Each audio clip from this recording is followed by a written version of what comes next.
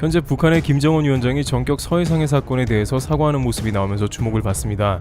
이 사건으로 인해서 며칠 동안 온라인에서 온갖 논란과 추측이 일어나고 있는 상황인데, 당사자인 북한이 침묵을 지키다가 메시지가 의외로 북한 최고 지도자에서 나왔다는 게 놀랍습니다. 언론에서는 김정은 국무위원장이 대남 공개 사과에 나선 것은 북한 최고 지도자로서는 상당히 파격적인 행보라고 보도합니다. 북한 통일전선부는 이날 청와대에 보낸 통지문에서 김정은 동지는 가뜩이나 악성 바이러스 병마 위협으로 신고하고 있는 남녘 동포들에게 도움은커녕 우리 측 수역에서 뜻밖의 불미스러운 일이 발생해 문재인 대통령과 남녘 동포들에게 커다란 실망감을 더해준 것에 대해 대단히 미안하게 생각한다는 뜻을 전하라고 했다고 밝혔습니다. 공식 통지문에서 김정은 위원장의 발언을 인용해 대단히 미안하다라는 표현까지 내놓은 셈입니다. 외신들도 우리 국민에 대한 북한군의 행동에 대한 김정은 북한 국무위원장의 사과를 긴급하고 상세하게 보도했습니다. 로이터는 북한의 군대가 코로나 방역 수칙대로 행동했다며 미안하다는 발언을 했다고 전했습니다. 특히 AP는 북한 지도자가 특정 이슈에 관해 남측에 사과하는 것은 극히 이례적이라고 평가했습니다. 이와 같이 국내외를 막론하고 이번 사건을 통해서 급기야 김정은 위원장까지 등장하는 상황이 나오자 새로운 국면이 등장하고 그 배경이나 이유에 대해 보도하며 또한 추측을 하고 있습니다. 그간 북한은 개성 연락사무소를 폭파한 뒤에 남측과 거의 연락이 끊어진 상태로 알려져 있었기 때문에 이와 같은 반응은 이례적입니다. 과거에 금강산에서 박모 씨 사건이 있을 때에도 단순 유감만 표현했기 때문에 이 같은 파격적인 사과의 이유가 궁금합니다. 단순히 그가 말한 남녘 동포들에게 미안해서인지 아니면 그럴 수밖에 없는 무슨 이유가 있었는지 모르겠는데요. 그 이유는 정확하게 알 수 없습니다만 최근 북한을 둘러싼 각종 국제 정세가 심상치 않게 돌아가고 있기에 어떤 정황이 있는지 몇 가지 추려보도록 하겠습니다. 첫 번째, 미국의 초강력 폭탄 선언에 놀란 북한. 북한은 현재 사면 초과로 경제가 어려워진 상황이라 남측에도 긴급하게 사과한 게 아니냐는 것입니다. 북한이 가장 두려워하고 있는 것은 역시 미국이 북한의 돈줄을 쥐고 있는 현재 상황인데, 북한은 미국의 대북 제재와 코로나19로 국경 왕래도 자유롭지 않은 상황이 연출되며 경제적으로 큰 어려움을 겪고 있습니다. 북한을 그나마 지탱해주던 중국과의 교류도 예년에 비해 무려 90%가 감소했다고 전해지고 있습니다. 게다가 올 여름에 북한에 닥친 수해는 역대 최악이라고 유엔은 판단하고 있는 상황입니다. 국정원도 북한의 올해 수해는 김정은 위원장이 집권한 이후에 가장 심각하다고 평가했습니다. 미국 제재와 코로나, 수해까지 겹친 북한은 그야말로 국가의 중대한 위기 상황이 닥쳤다고 할 수 있습니다. 여기에 북한은 30억 달러 가량의 외환 보유고가 점차 말라가고 있다는 소리가 나오고 있습니다. 이 외환 보유고를 지탱해주던 중국이나 기타 다른 국가에서 벌어오던 외환들도 코로나 때문에 사실상 완전히 막혀있는 상황이라고 보여집니다.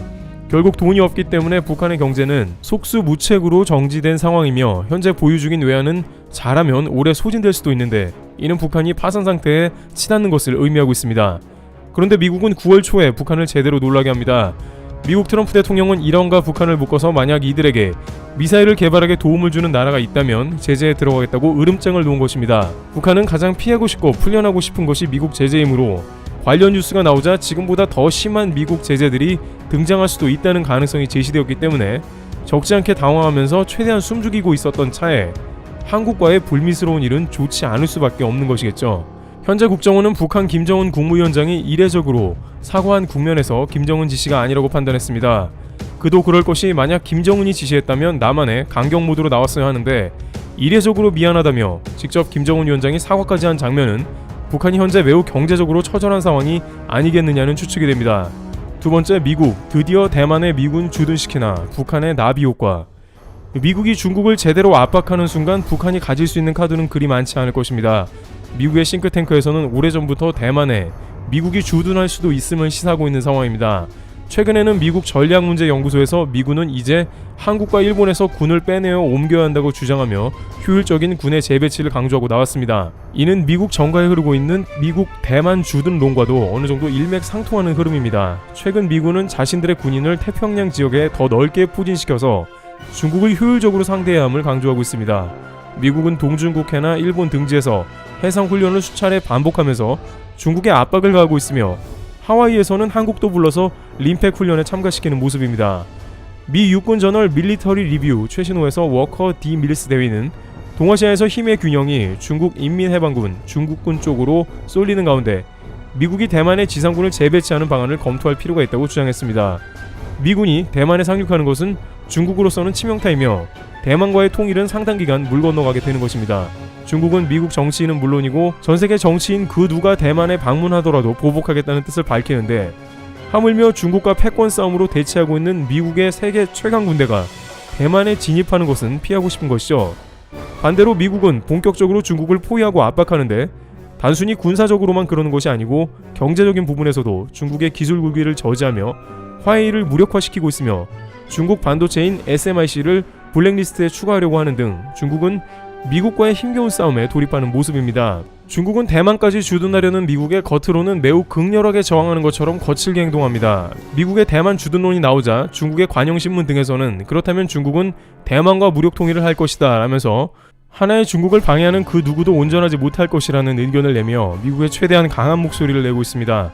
관영통신 글로벌타임스는 미국이 대만의 지상군을 주둔시킨다면 모든 미군의 대만 철수를 규정한 미중 간의 3가지 공동성명을 위반한 것뿐만 아니라 중국의 반분열 국가법 조항에 따라 중국군의 무력통일 작전을 발동시킬 것이라고 설명했습니다.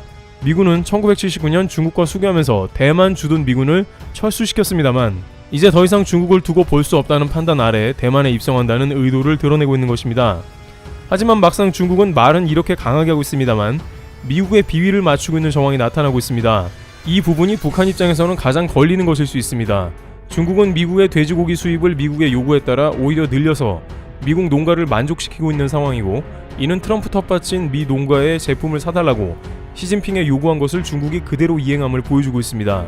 또한 중국 반도체 SMIC를 살리려고 미국의 SMIC는 화웨이에 납품을 하지 않겠다고 밝히기도 했습니다. SMIC를 지키려고 중국의 5G 핵심 기업인 화웨이를 버린다는 제스처까지 하고 있는 모습이 나오고 있습니다. 이러한 맥락은 결국 북한에까지 연결이 될 것인데, 중국은 북한과 경제관계를 밀접하게 못 가져가게 됩니다. 북한과 유엔 제재를 어겨가면서 각종 밀거래를 하면 그야말로 미국의 미운 털이 박히게 되는 꼴이기 때문에 북한은 미국의 대중국 압박이 곧 자신들에게 가하는 압박의 차원으로 연결될 가능성이 매우 큰 것입니다.